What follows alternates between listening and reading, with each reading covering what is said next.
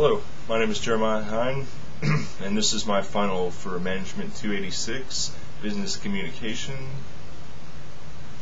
My report is called The Lakewood Village Parking Lot Problem, and I'm submitting this to Miss Lisa Turner. Like I said before, my name is Jeremiah Hine, and it is the 8th of May, 2009. In this report, first we're going to talk about why the problem happened, why the parking lot was removed. I'll give a little history, I'll give an explanation to why. Then we're going to go into some of the research methods I used to find a solution for this problem. From this research, I came up with two possible solutions, which I'm going to go into in more depth. In these two possible solutions, I will be using three criteria to decide on which one is the best. Once I've decided on which one is the best, I will tell you why I think it's the best and give some examples of how it could best be implemented. Alright, first I'm going to show you a picture of the Lakewood Village parking lot. Focusing. There we go. Here it is. This is my building. This is the part that was removed. As you see, the H stood for handicaps. There was plenty of handicap spots. So for us, it has become pretty cramped. This was removed about 3 months ago over a property dispute.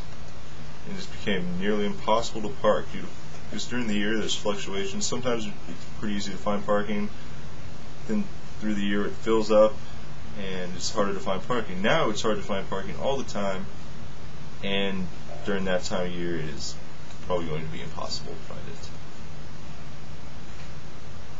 Well, first I'm going to look, I've thought up some criteria to what would need to happen for it to be an effective solution.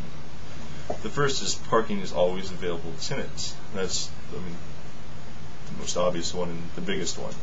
The second one is the construction will not affect the tenants for an undue amount of time. What would be the point if the tenants got the parking but they couldn't park here, they had to park a mile away for a month? Third is for TLC, and that's price. I've limited the price to around $1,000.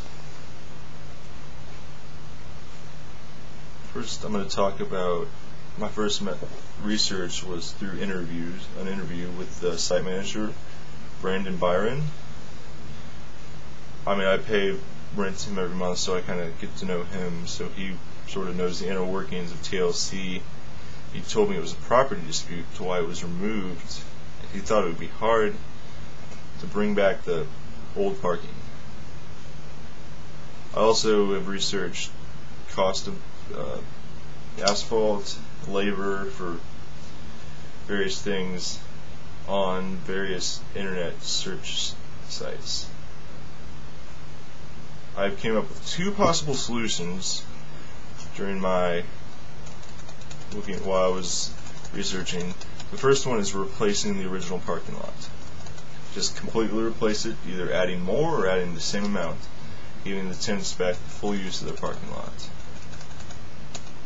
Parking would be replaced. This would solve criteria 1 perfectly.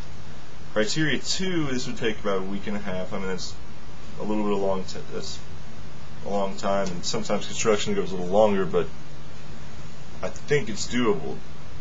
The third, the cost. The cost per square foot of asphalt to cover this 25 by 30 size space it's $1.66 per square foot, and that would come to $1,245. This is not meeting criteria 3, but it's not too far over, so it could possibly be upped a little bit. The third one is reserved parking for tenants, giving each tenant a reserved spot. So in theory, every tenant would have a parking spot. The criteria 1 would be how it would be implemented. How would you make sure, there's never been any sort of reserved parking here. I mean, if you have to live here, but sometimes that doesn't even matter. So that would be the problem, finding or making sure this was implemented. The thing is, we have Midwest Security that comes and monitors, so to implement this, people just need to make sure all the calls are followed up and the proper responses were given to each one of these calls. The second one is impact on tenants, and this wouldn't have as much impact, 2 days tops, on just because they would have to paint for 1 day and you'd have to let it dry. The only problem is everyone would have to stay off of it for those 2 days.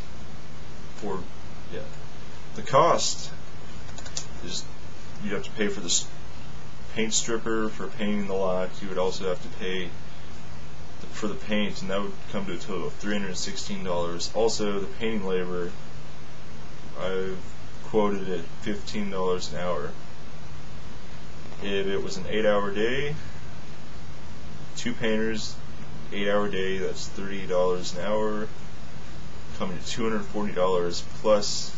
So the full cost would be probably we'll round it up to $600. This fully satisfies criteria 3. Recommendations. My recommendation is that we do reserved parking, because it easily fills all 3 criteria. It wouldn't take very long. Each person would have a parking spot, and the cost would be down, so TLC would probably be more apt to do it. Here are some ways I've found to implement this, maybe make it better and quicker, to make it easier for the tenants and for TLC. One is that they need to make flyers, bulletins, tell people when they pay rent that on this specific date we will be painting, let them know a long time in advance. Everyone has to move their cars, they move them, they come in and they paint. On that day you have to make sure everyone stays off, so that's almost a job for someone, like an office assistant or something, who's making sure no one goes on it.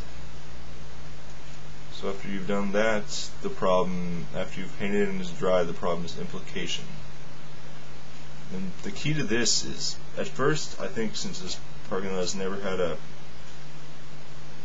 any kind of reserved parking, that it wouldn't work at first, and you'd get a lot of calls. But you'd have to make sure every call was followed up and taken care of, and after a while I think the calls would become less and less. So in the end, it would work out. And then you'd have to also include reserved parking in new leases for people who live in that area. I believe with fines and warnings, and with the huge turnover rate of the police department, within 6 months you'll have a fully operational reserved parking system. Once my report, I gave a history of why it was removed, and I showed you a picture of it. I laid out my criteria: impact to tenants parking fully restored, and cost. I went over my research methods.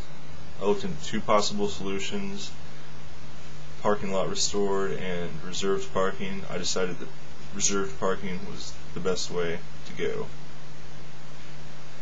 And that's my report. Thank you very much, and you have a good summer.